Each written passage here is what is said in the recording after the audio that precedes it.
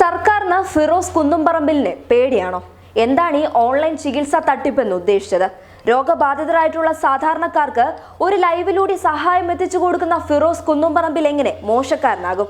ഇടത് ചിന്തകന്മാരും സംഘീയ ആശയക്കാരും ഫിറോസ് കുന്നുംപറമ്പിലിനെ വേട്ടയാടാൻ തുനിഞ്ഞിറങ്ങിയതിന്റെ യാഥാർത്ഥ്യം അവർക്കാർക്കും ജീവിതത്തിൽ ചെയ്യാൻ പറ്റാത്ത സഹായങ്ങൾ ഫിറോസിലൂടെ യാഥാർത്ഥ്യമാകുന്നു എന്നുള്ളതാണ്. അതുമാത്രമല്ല, മുസ്ലിം ലീഗ് നേതാക്കന്മാരുമായുള്ള ഫിറോസിന്റെ ബന്ധം രാഷ്ട്രീയമായി ചിത്രീകരിച്ച് ഫിറോസിനെ വേട്ടയാടാൻ ശ്രമിക്കുന്ന മലയാളികൾ ഒരു കാര്യം ഓർക്കുക: അന്നന്നത്തെ അന്നത്തിനു വേണ്ടി പെടാപ്പാടുപെടുന്ന സാധാരണക്കാരായ കുടുംബങ്ങൾക്ക് ഒരു മാറാരോഗം പിടിപെട്ടു കഴിഞ്ഞാൽ സർക്കാരിന്റെ ചിലവിനായി എത്ര നാൾ കാത്തിരിക്കേണ്ടി വരും? അങ്ങനെയുള്ള സാഹചര്യത്തിലാണ് ഫിറോസ് എന്ന തണൽമരം ശ്രദ്ധിക്കപ്പെടുന്നത്.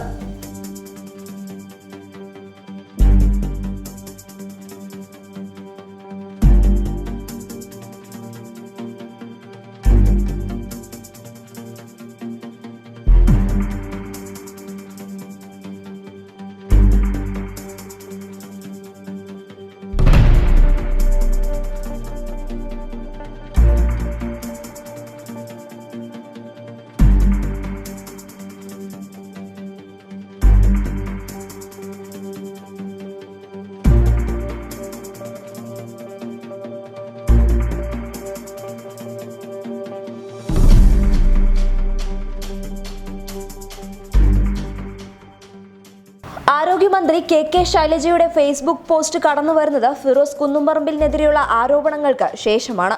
ഓൺലൈൻ ചികിത്സാ തട്ടിപ്പെന്ന് പറഞ്ഞ ഫിറോസിനെ കളിയാക്കുമ്പോൾ ടീച്ചർമാർ ഒരു കാര്യം തിരിച്ചറിയണം: ഫിറോസിന്റെ സഹായങ്ങൾ ചെങ്കൊടി പിടിച്ചവർക്കിടയിലും നിരവധി തവണ എത്തിയിട്ടുണ്ട്.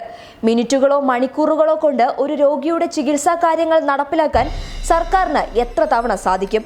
പക്ഷേ ഫിറോസിനെ കൊണ്ട് സാധിക്കുമെന്ന് 1000 വട്ടം അദ്ദേഹം തെളിയിച്ചതാണ്. ആരോപണങ്ങൾ ഉണ്ടാവുക പതിവാണ്. വസ്തുതാപരമായ തെളിവുകളുടെ അടിസ്ഥാനത്തിൽ ഫിറോസ് കുന്നുംപറമ്പിലിനെതിരെ രംഗത്ത് വരാൻ വിമർശിക്കുന്നവർക്ക് സാധിക്കുമെങ്കിൽ ആ വെല്ലുവിളി ഏറ്റെടുക്കുക. അല്ലാതെ നിങ്ങളെ കൊണ്ട് ചെയ്യാൻ സാധിക്കാത്തത് മറ്റൊരാൾ ചെയ്യുമ്പോൾ അതിൽ അസൂയപ്പെടുകയല്ല വേണ്ടത്. മലയാളികൾക്കിടയിൽ ഇനിയും ഫിറോസുമാർ ഉണ്ടാവട്ടെ. News desk public Kerala.